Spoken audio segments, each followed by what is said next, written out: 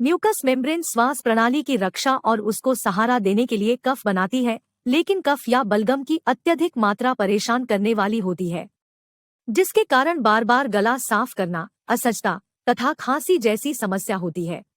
अधिकतर मामलों में इसका मुख्य कारण धूल व प्रदूषण हो सकता है।